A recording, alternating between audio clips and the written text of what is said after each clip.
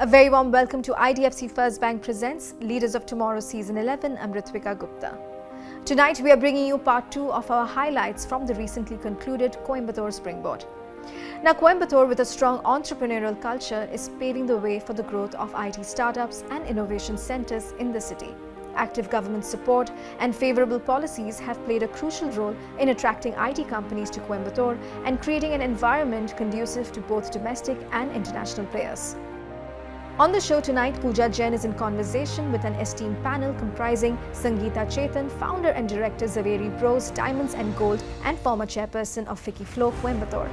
Dr. B.L. Lakshmi Meera, Vice President and Chief Program Officer, Forge Innovation and Ventures, Senthil Ganesh, Chairman CII Coimbatore, and J. Narayan Kumar, Managing Director at Sanjay Technologies.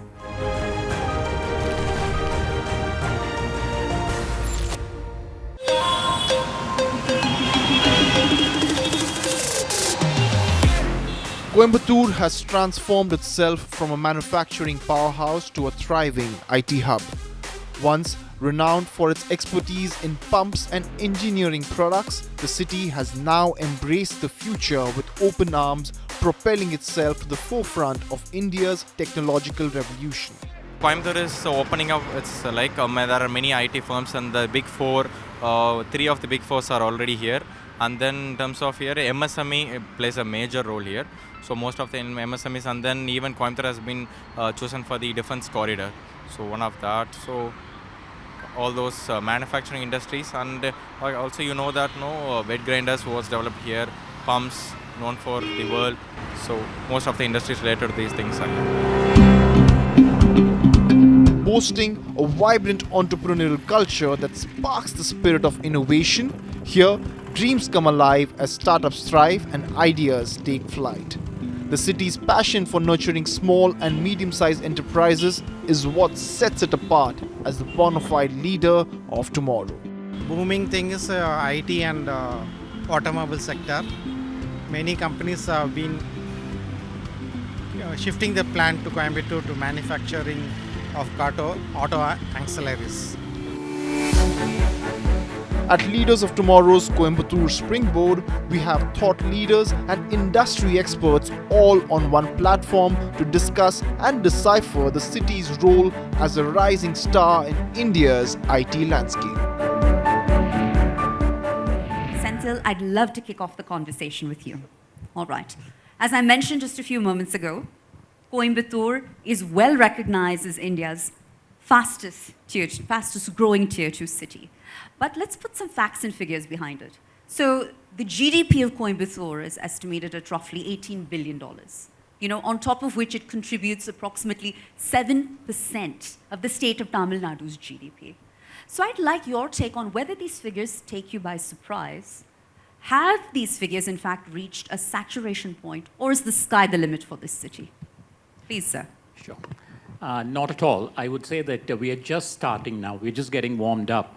As many of you know, Coimbatore is an entrepreneurial city. And as you rightly said, we started with the textile industries. And now all of us know that Coimbatore is a manufacturing prowess, like it has a lot of industries. But one particular aspect is it's very well diversified.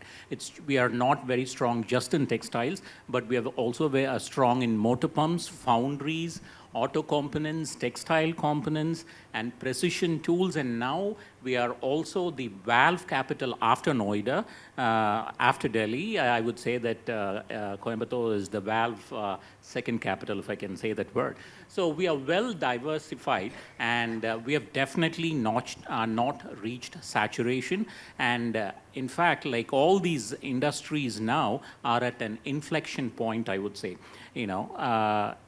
We have been a family-run group all these years, and now we are seeing a lot of energy and work being put into becoming a larger company in terms of accessing public markets. So we have 7 to 10 companies who are like jewels from Coimbatore. And this is actually getting into the minds and psyche of the people here. And we are also very active in new age industries, particularly in IT, because of the very strong educational institutions. Like if you see the top 100 institutions, about 10 of them are from Coimbatore in the latest NIRF ranking. So I would say we are just getting started and we have a very, very long way to go. Right. Well, Sangeeta, if I could bring you into the conversation. So Senthil has, I think, beautifully outlined some of the pros and the plus points and the reason for optimism. But we can't ignore the fact that the comparisons between Coimbatore and Chennai are, of course, never-ending. Right? So to what extent has this city emerged out of Chennai's shadow, in your view? See, Coimbatore, if it's been chosen as a smart city, definitely had to catch the PM's eye for some value addition that can be made by the city. Absolutely. It's got a great climate. It's accessible. And as Senthil said, look at the educational institutions. There were plethora of them, whether it's medicine, technology, engineering, and IT, or whatever. World-class schools and great infrastructure. And I don't think it's in any way in any city's shadow, let alone Chennai. All right. Fair enough. Dr. Meera, if I could have you respond to some of Sangeeta's observations, and she touched on engineering talent. And I think this city alone churns out upwards of 50,000 engineering graduates each year, right? But there is sort of a brain drain that I believe we're witnessing at some level. So while top talent is perhaps nurtured here, are the opportunities here that are worthy of them and that actually pose a challenge for them? When it comes to talent, at a national level, Coimbatore has its recognition because of the top institutions, which has not just at a national level, but has also made mark at a global level. So we are known for the engineering institutions and the kind and quality of talent. Of course. Clearly, the proof of the pudding is so many of IT companies starting shop in Coimbatore. The primary attraction to Coimbatore has also, in addition to one of the best cities to live in, the climatic conditions, the water, everything, the natural resources, is also because of the quality of the engineering talent that we have, that we provide access to in the city, has brought in a lot of IT industry here. Is there a brain drain? Is there a movement of students? I'm sure when you have very competent and capable individuals qualifying out of some of these institutions, yes, they do look for opportunities across the globe and they create their mark at a national and a global level too. This does not essentially mean the opportunities in the city is not sufficient enough for them to look at. I don't think it's just the city problem. I think it's also a national problem that we need to talk about when it comes to brain drain. As a city, this has been a city that has attracted talent to work for engineering, technology, industry at large, not just from the talent that we produce in the city, but also from other neighboring cities and states. We have talent who come here because they get a good space to live, they get a good organization to work for. In that context, I wouldn't miss this opportunity to add that what could also churn in the future that Senthil was talking about, that's creating the future here to have more tech-enabled or innovative talent to retain, is the progress that we see today in the city. The new age organizations, companies, and technologies, not just IT. The talent that we produce in Coimbatore or we create through various institutions in Coimbatore are not just the talent that the IT companies hire and train within them. These are very competent individuals who are available to do much higher order or higher value work. Sure. So I'm sure with more high-tech companies and new manufacturing base happening in Coimbatore in advanced technologies, we would see a lot more of talent being churned out from the colleges and also from other parts of the state who move in here. Well, absolutely. And Dr. Meera, a lot of that talent that you just mentioned, representative sample of that talent is right here in this room. Whether it's first-time entrepreneurs, whether it's people that are perhaps still in the corporate sector but considering making the transition to entrepreneurship, or are looking to give their own family-owned and operated business a new spin with respect to embracing technology and all that it has to offer. So my next question is to you, Narayan. For folks that find themselves in that position, in this very audience, for example, what are the resources that this city has on offer? Whose doors can they knock on for that tangible guidance, that much needed mentorship to take the next level of growth in their career? Most of the colleges here, being an educational hub, most of the colleges have got their own incubation centers. And Coimbatore, basically, I've seen a lot of people who come here to go for a salaried work, and after some time, they decide, no, I'm doing the wrong thing. Right. And then they move out of the comfortable salaried position, and then they take a risk to do something different. There are a lot of organizations like CIA or even Codicia. Apart from, a lot of talent comes from outside the state, neighboring places like Kerala or Karnataka also, they come here to study because of the higher level of education. They get mentored in the incubation centers within the colleges. But people who come here for a salaried job also, they find a lot of their colleagues or friends they knew are already into some business. They come with a salaried mentality and become an entrepreneur. So I think they also jump into that. Sure. And they also, there's a lot of good connect here. The good thing about Coimbatore is we are totally different kind of this thing, be it textile industry or the pump industry or even the wet grinder industry.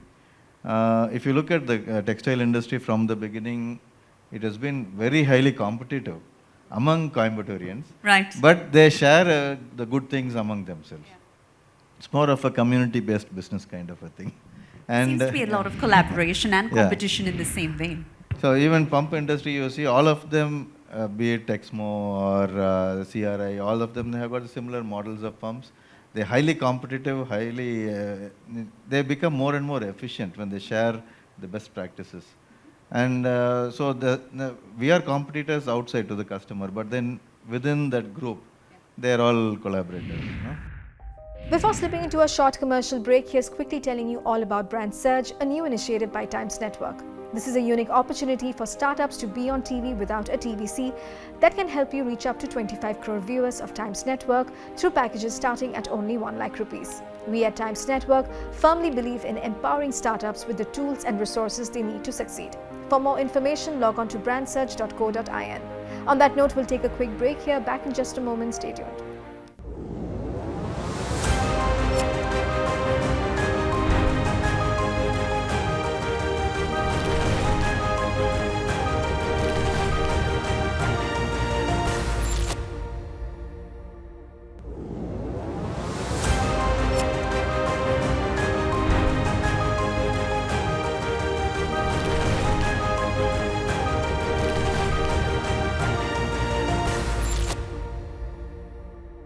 Welcome back. You're watching IDFC First Bank presents Leaders of Tomorrow Season 11.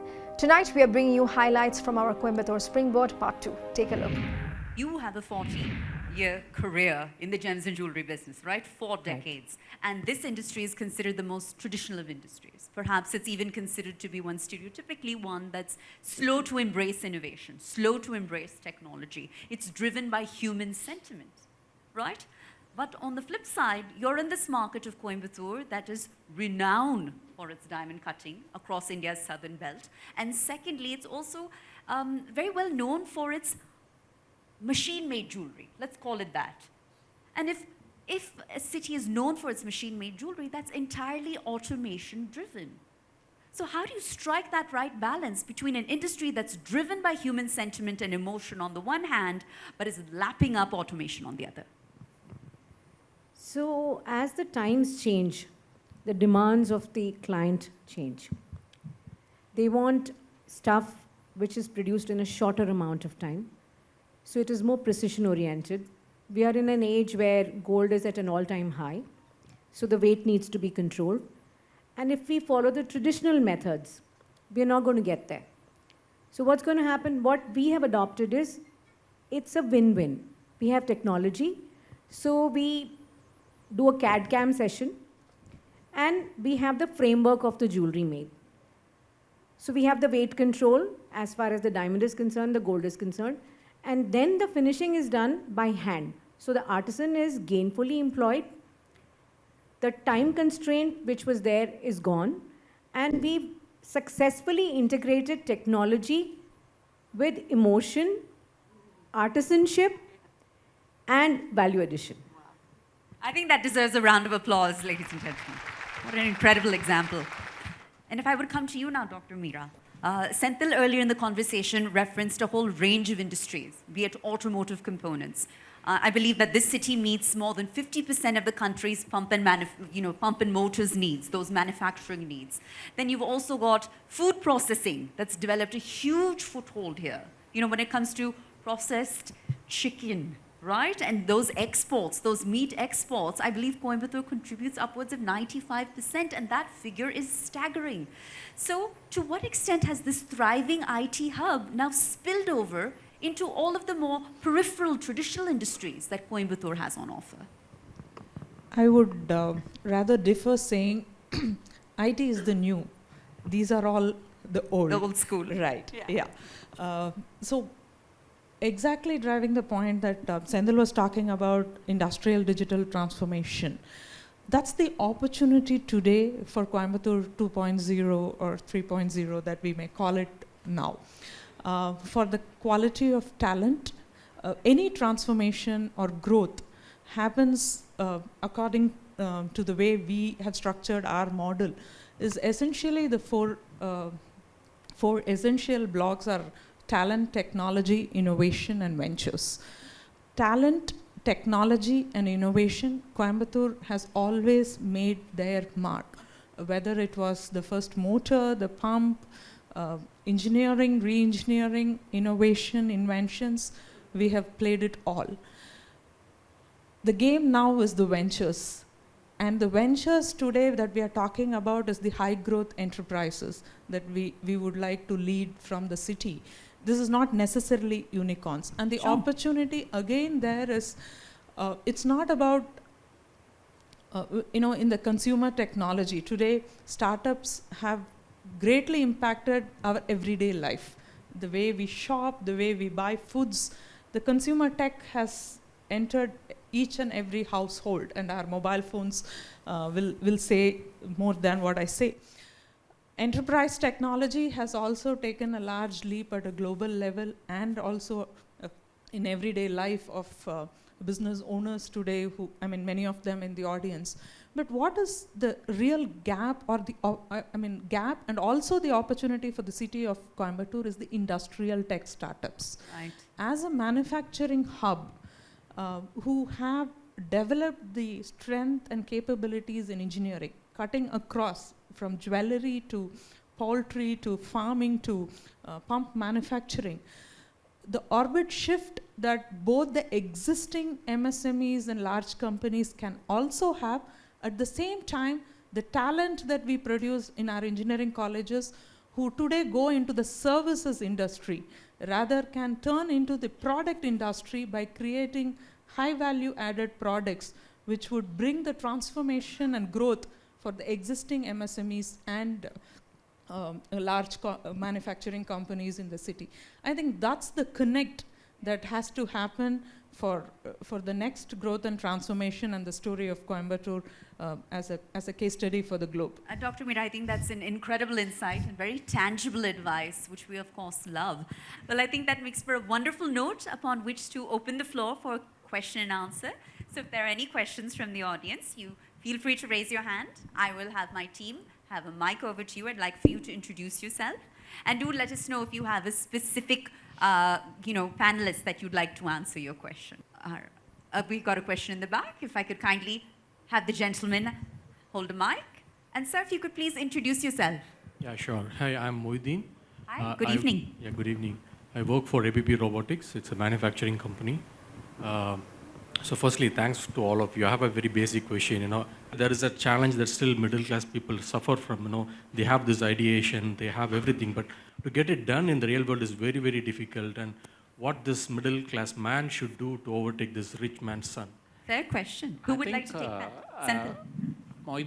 Moideen, right? Yeah. That's right. I think it's a very easy answer. Partner with the rich man. Why do you want to go against him, right? I mean, he has the money and you have the idea. And I think the right thing is like partner with him, go and pitch this idea to him. And I'm sure the rich man wants to get richer, right? And I think that is the way to go instead of fighting with him. This is like, I also teach strategy, right? So whenever a startup actually has an idea, you should not, this has got nothing to do with the rich man, poor man story, but like whenever you have an idea, I think do not go against the existing big guy's strengths. What I'm saying is if there is a big company who has a very strong logistics, let's say logistics background, your startup idea should not challenge that idea where he is strong. You should go after the area where the big guys are very weak. Right? That is where if you see the history of all the startups, they've gone and made it big where the big guys are not very strong. So if the rich guy, he has money, he probably doesn't have the idea, you have the idea, the best thing is partner with him. Great question, brilliant insight. Thank you. Are there any other questions from our audience? Yes, we could get the gentleman right here at the front round table. A mic, please. Sir, if I could ask that you please introduce yourself. My name is Ram Kumar, and I'm very much from here. So my firm name is DJX Ventures. So this is like first private equity fund from the entire Tamil Nadu, entire tied to Tamil Nadu. So like as ma'am was talking about the innovations, and again like you're also talking about the cargo thing which we are actually missing. Are we really not missing the innovations to the other big cities? I don't think so that we're missing the innovators to the other big city. The brain drain problem that we started this conversation is a national issue. Yeah. It's not a Coimbatore challenge in particular, right? So I don't think any country that has grown or has become very successful in what they did has not because they were worried about who left the city or left the country, right? If we can work towards nurturing the talent that we have and the opportunities that we have in our city, we actually see a lot of talent coming to the city, not leaving the city, especially because of the education and also because of the growth of the industry in the city. What a power-packed panel. Huge round of applause. I believe it's deeply deserved, ladies and gentlemen. With that, it's a wrap on this episode of IDFC First Bank Presents Leaders of Tomorrow Season 11. We hope you enjoyed the episode. Thank you and goodbye.